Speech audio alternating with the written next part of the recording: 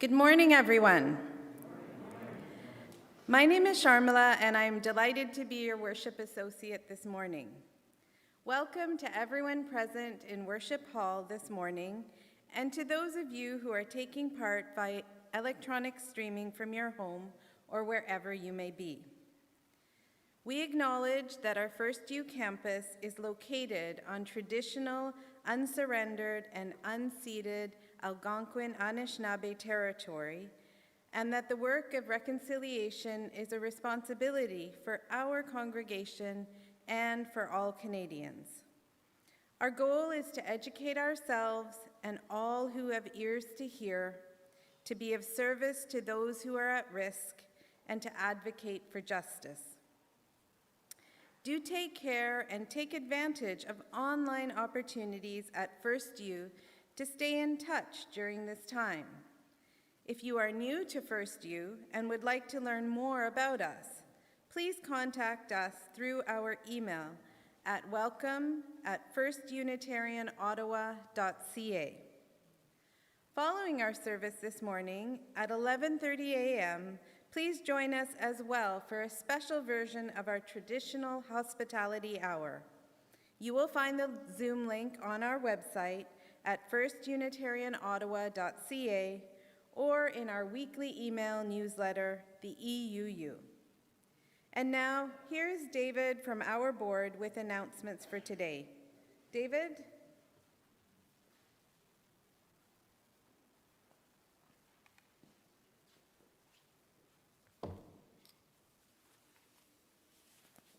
The rest of David.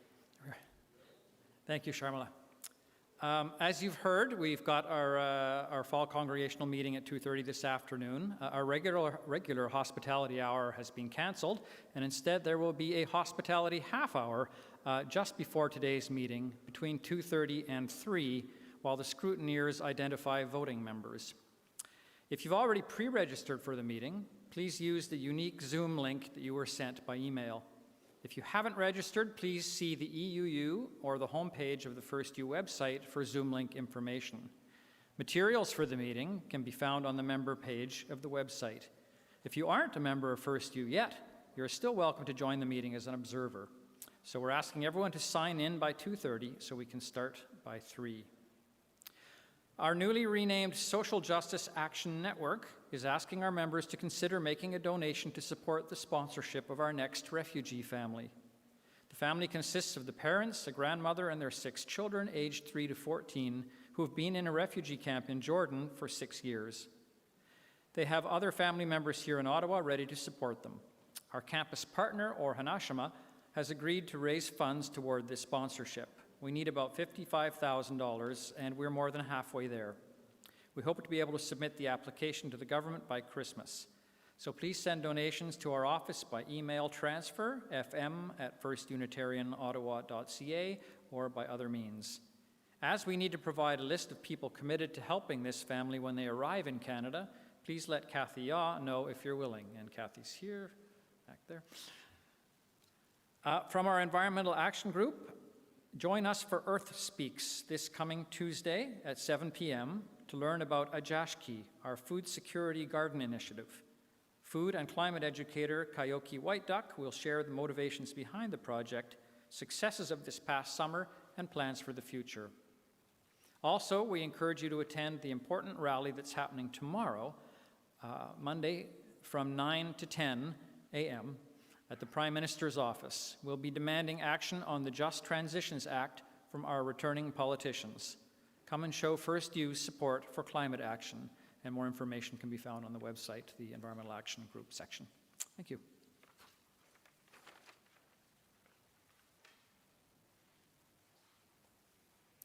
Thank you, David, and for the clarification regarding the hospitality hour. We'll see you next week at 11:30. During the continuing responses to COVID, we encourage you to sign up to receive the EUU, our weekly email newsletter, check our Facebook page and our web page for notices and updates. Our calendar is as full as ever, albeit much of it online. Whatever your heritage, whatever your faith, whomever you love and however you identify. Today, you are part of our spiritual community.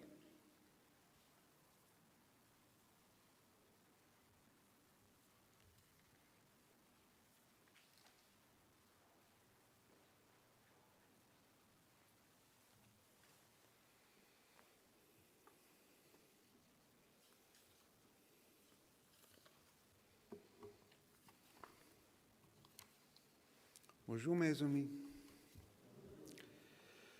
Good morning, one and all. We are here together on this, it looks like autumn. It looks like November in autumn, and thankfully the sun is coming out. It's one of those days. We're the ones who are going to make a day like today beautiful. I'm the Reverend Eric Meader, and I am honored to serve, to shepherd, to pastor this community. We light our chalice this morning to these words adapted from those by Karen G. Johnston. As we gather this morning, let us be a people of not forgetting. Let us practice holding collective memories that might otherwise slip into that enormous void that sucks at and corrodes any future we hold dear.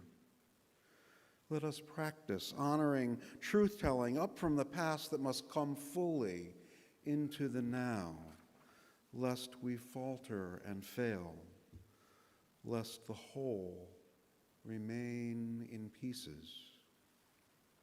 Let not our need for comfort or simplicity, for easy forgiveness or false pardon, smother the heartbreak that still needs healing.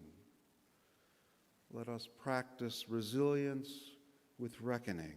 Let us marry memory and promise. Let us dance in the tension we find there. Let us rest in the integrity we cultivate. Let us be partners with the possibilities that emerge.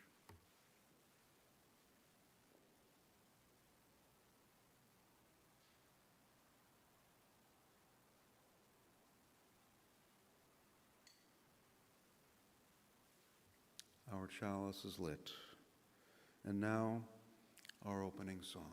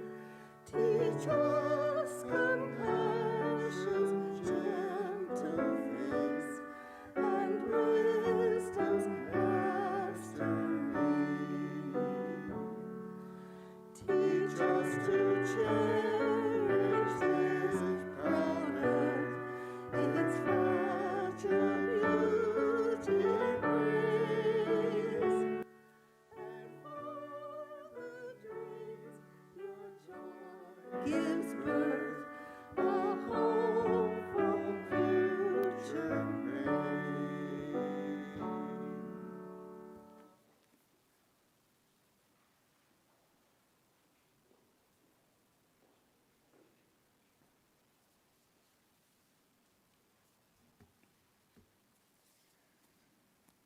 Our call to worship this morning is from Gretchen Haley.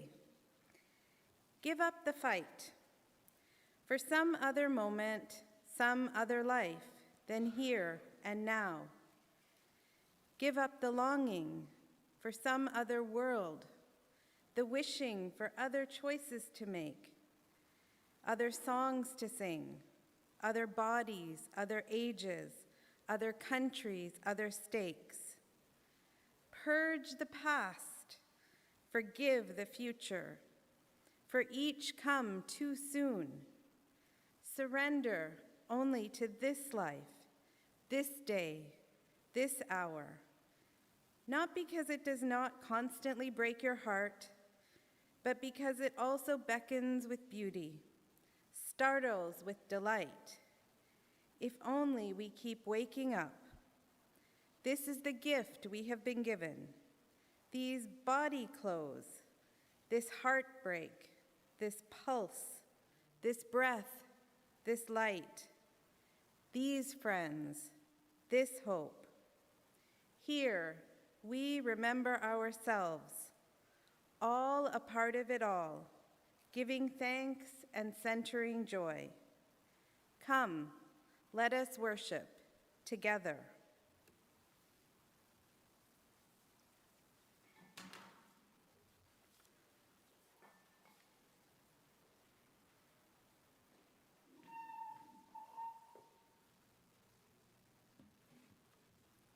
I'm the Reverend Ellen Bell. I'm the spiritual care visitor for this congregation. And at this time in the service, we welcome people's wishes and concerns, which we indicate by putting pebbles in water and allowing the ripples to carry those messages out to the universe where we may congratulate or commiserate.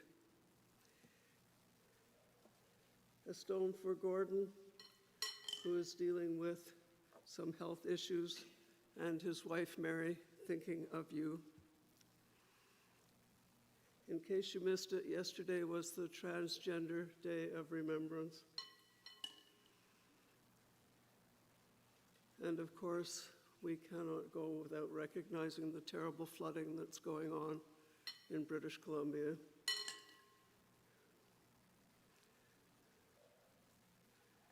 And although we're pretty safe here in Ottawa, COVID is still with us, and it is gaining in some areas, so we must maintain our vigilance. And one last stone for all those joys and concerns kept in our hearts. We will now have a moment of silence.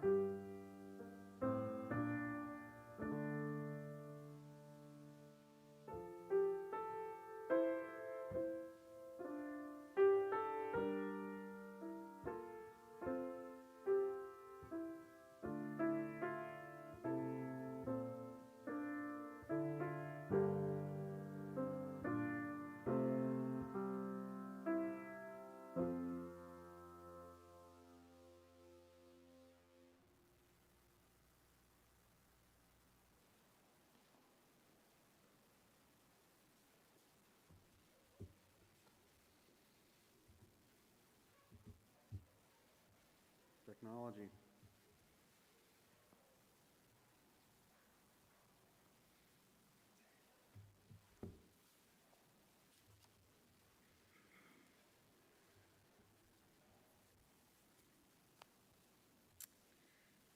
So our story this morning is called Grandfather's Journey by Alan Say. My grandfather was a young man when he left his home in Japan and went to see the world. He wore European clothes for the first time and began his journey on a steamship. The Pacific Ocean astonished him. For 3 weeks, he did not see land. When land finally appeared, it was the New World. He explored North America by train and riverboat, and often walked for days on end. Deserts with rocks like enormous sculptures amazed him. The endless farm fields reminded him of the ocean he had crossed. Huge cities and factories and tall buildings bewildered and yet excited him. He marveled at the towering mountains and rivers as clear as the sky. He met many people along the way. He shook hands with black men and white men, with yellow men and red men. The more he traveled, the more he longed to see new places and never thought of returning home. Of all the places he visited, he liked California best. He loved the strong sunlight there, the Sierra Mountains, the lonely seacoast. After a time, he returned to his village in Japan to marry his childhood sweetheart and brought his bride to the new country. They made their home in San Francisco Bay and had a baby girl. As his daughter grew, my grandfather began to think about his own childhood. He thought about his old friends. He remembered the mountains and rivers of his home. He surrounded himself with songbirds, but he could not forget. Finally, when his daughter was nearly grown, he could wait no more. He took his family and returned to his homeland. Once again, he saw the mountains and rivers of his childhood. They were just as he had remembered them. Once again, he exchanged stories and laughed with his old friends. But the village was not a place for a daughter from San Francisco, so my grandfather bought a house in a large city nearby. There, the young woman fell in love, married, and sometime later, I was born. When I was a small boy, my favorite weekend was a visit to my grandfather's house. He told me many stories about California. He raised warblers and silver eyes, but he could not forget the mountains and rivers of California, so he planned a trip. But a war began. Bombs fell from the sky and scattered our lives like leaves in a storm. When the war ended, there was nothing left of the city and of the house where my grandparents had lived. So they returned to the village where they had been children. But my grandfather never kept another songbird. The last time I saw him, my grandfather said that he longed to see California one more time. He never did. And when I was nearly grown, I left my home and went to see California for myself. After a time, I came to love the land my grandfather had loved, and I stayed on and on until I had a daughter of my own. But I also miss the mountains and rivers of my childhood. I miss my old friends, so I return now and then when I cannot still the longing in my heart. The funny thing is, the moment I am in one country, I am homesick for the other. I think I know my grandfather now. I miss him very much.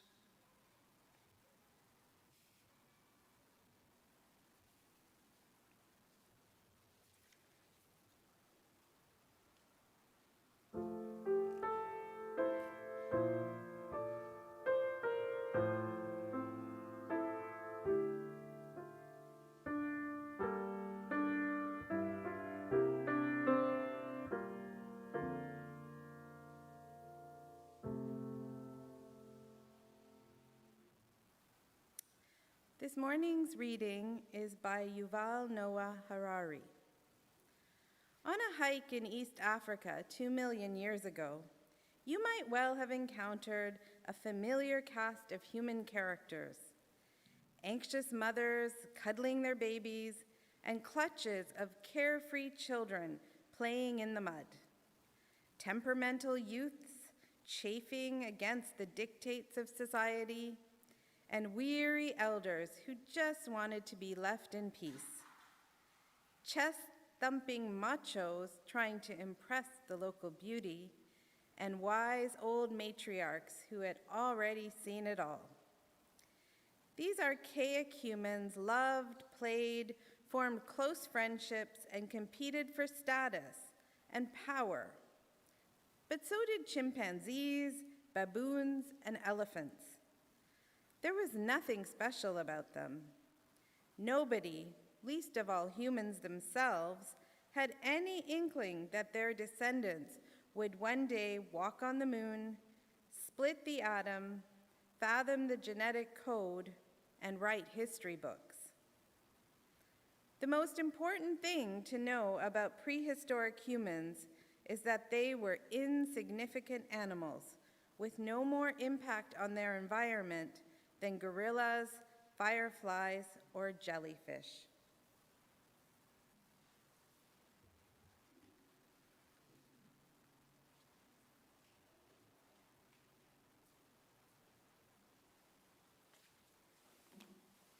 Thank you, Sharmila. Listening to you tell that story made me think, I wonder if folks here are thinking that Eric is nostalgic for his time in California. And yeah, there are times that is true, but let me tell you this, and this is also true. The first time I went with seminary friends, the first time I went to Yosemite was 3 or 4 months after I had been to Banff and to see the Canadian Rockies. And when we arrived in Yosemite Valley just in time for sunrise, I looked around and said, what's the big deal? Beautiful formations, but they got nothing on the Canadian Rockies. It's true. So once again, good morning. This week and next, I want to offer you a short sermon series on our relationship with the past and with the future. Roots and branches, if you will. Today, this morning, the past. What we remember, however imperfectly, defines who we are to a pretty large degree. How we see ourselves, how we make meaning of the world and our relationships with those with whom we make our home. You know the old platitudes as well as I do, things like, the past is never dead, it's not even past. William Faulkner. The past is always with us, for nothing that was once time can ever depart. Tagore. Years ago, at the 40th anniversary of the end of the Second World War, then President of West Germany, Richard von Weizsäcker, said, anyone who closes their eyes to the past is blind to the present. Whoever refuses to remember inhumanity is prone to new risk of infection. And Alice Walker, to acknowledge our ancestors means we are aware that we did not make ourselves. But before we get into this in a bit more fullness this morning, I'd like you to help me out, if you will. So if you will, close your eyes. This will only take a minute, 2 at most. Think back to whatever memory comes to you from last week. Anything at all. Don't worry, I'm not going to ask you to share what comes to mind. Got it?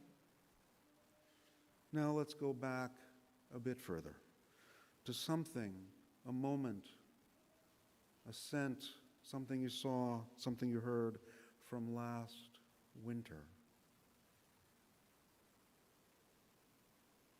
And now, let's go back further still. If you can, go back to any point during your teenage years or childhood. What comes to mind? Again, anything at all. This is only for you.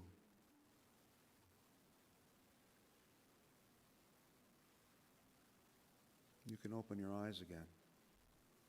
Thank you.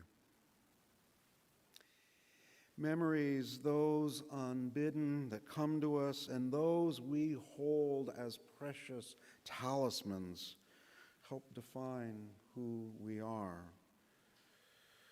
They make everyone, because we will all remember differently, absolutely unique. Let me say, as an aside, that this is why dementia in any form is such a devastating disease. It robs us and those who love us of so much of who we are. Now, inspiration for this reflection on memory this morning comes from both the recent observance of Remembrance Day as well as a claim made some years back by the English-born art critic and author John Berger. You may know of Berger from his short BBC series and subsequent book, Ways of Seeing. Of course, that was a little while ago now. Those came out in '72. During the '80s, Berger published a 3-volume series he titled Into Their Labors, poems, essays, and short fiction that reflected on the change of European agricultural culture amid the rise of industrialization. In the first volume of the series titled Pig Earth, Berger writes about a key difference in one of his essays, a key difference between the thinking of those in pre-industrial times in comparison to those of, well, now. In earlier times, he claims, the past was seen as vast and rich, while the future was seen as a narrow continuation of present-day challenges, drudgery. But contrast that with the industrial worldview in which it is the past that is narrow, devoid of meaning and helpful information for the now, while the future is vast, expansive, and promising. Both of those ways of understanding our role in time are limiting, and in that neither is fair or fully honest. As I see it, truth is found in the middle, as both the vastness of the past and the fullness of what may yet come to be are worthy of our attention, and respect. Now, I believed that since I first read Berger's argument back then. Now, 30 plus years later, my perspective has changed a little bit. I don't know about you, but for me, the past has grown as I've lived into the fullness of my life. And the future, well, I have to admit, while I think about it, it takes a little more effort to do so. I can only wonder if that is at least in part responsible for the slow, dangerously slow progression in thinking, not to mention action, in addressing the global climate crisis. More on that in a future talk, I promise. Now, hearkening back to the exercise you did with me just a few minutes ago, when we remember, whether it be intentional or in one of those moments when images or impressions seemingly arise of their own volition, we're time travelers in a way, aren't we? We can kind of go back in time. We can imagine the future, but we can go back in time. We're time travelers. I don't know, maybe that's a secret power. Maybe we're all superheroes, at least in that limited capacity, but in this, we're superheroes together. And meaning is not just something we have and memory is not just something we as adults have, although maybe not the youngest among us, to some extent. We'll have to see, won't we? I want to read a poem for you now. This is by Billy Collins, and it's titled On Turning 10. And while I'm no longer a 10-year-old, I can remember it fair and wide. I remember being 8 and thinking, it's not ever going to get better than this. I can think, and I don't have all that many responsibilities. I'm not sure if I was all that wrong. On Turning 10 by Billy Collins. The whole idea of it makes me feel like I'm coming down with something worse than any stomach ache or the headaches I get from reading in bad light. A kind of measles of the spirit, a mumps of the psyche, a disfiguring chicken pox of the soul. You tell me it's too early to be looking back, but that is because you've forgotten the perfect simplicity of being one, and the beautiful complexity introduced by two. I imagine learning the word and power behind the word no. But I digress. Back to the poem. But I can lie on my bed and remember every digit. At 4, I was an Arabian wizard. I could make myself invisible by drinking a glass of milk in a certain way. At 7, I was a soldier. At 9, a prince. But now, I am mostly at the window watching the late afternoon light. Back then, it never fell so solemnly against the side of my treehouse, and my bicycle never leaned against the garage as it does today. All the dark blue speed drained out of it. This is the beginning of sadness, I say to myself, as I walk through the universe in my sneakers. It is time to say goodbye to my imaginary friends. Time to turn the first big number. It seems only yesterday I used to believe there was nothing under my skin but light. If you cut me, I could shine. But now, when I fall upon the sidewalks of life, I skin my knees. I bleed.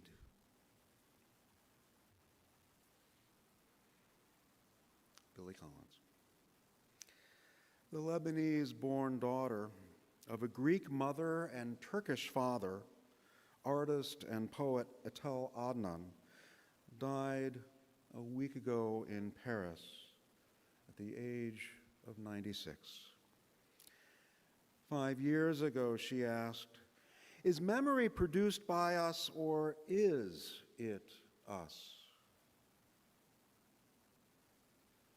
Our identity, she continued, is very likely whatever our memory decides to retain.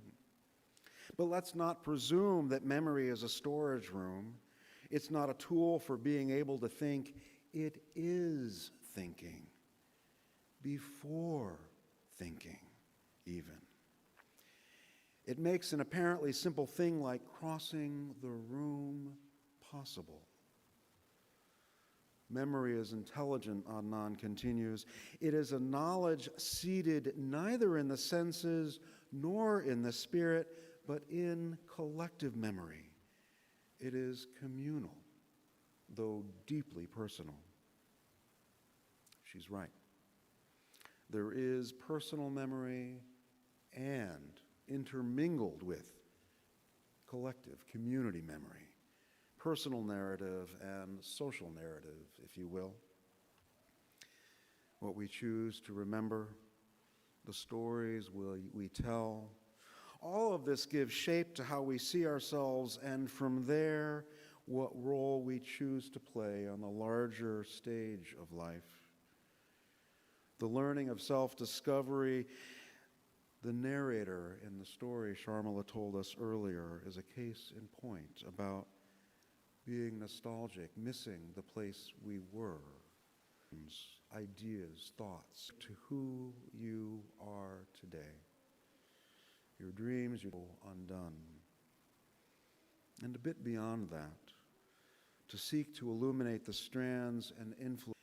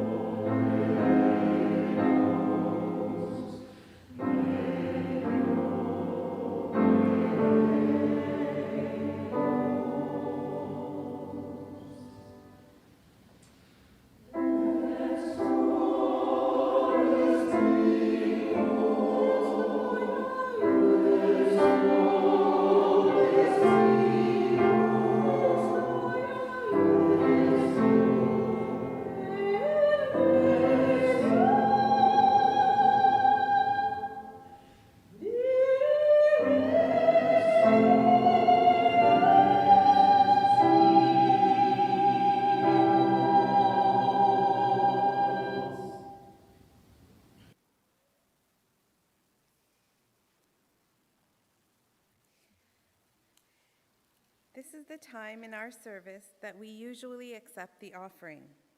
You may go to our website or contact our finance manager to find out how you might keep up with your pledge or make a donation during these very unusual times. Donation baskets are also available at the back of Worship Hall. We give these gifts freely. We receive these gifts gratefully. We dedicate these gifts to the work of the congregation, serving human wholeness, caring for the planet, upholding religious freedom, welcoming the stranger, loving one another.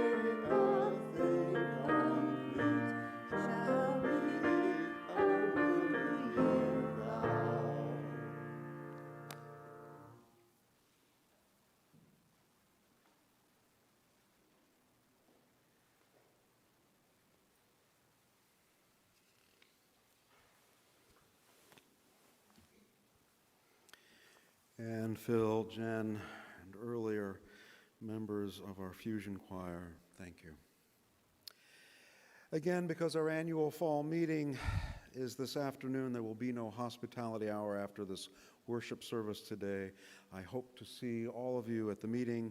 Details on how to register were part of Friday's EUU and are available still on the church website. We extinguish our chalice this morning to these words from Peter Spillman Rabel.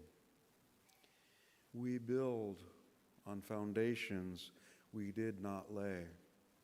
We warm ourselves by fires we did not light. We sit in the shade of trees we did not plant. We drink from wells we did not dig. We profit from persons we did not know. We are forever bound in community. Together we can be in the life that is yet to unfold. Together we can heed the call of care.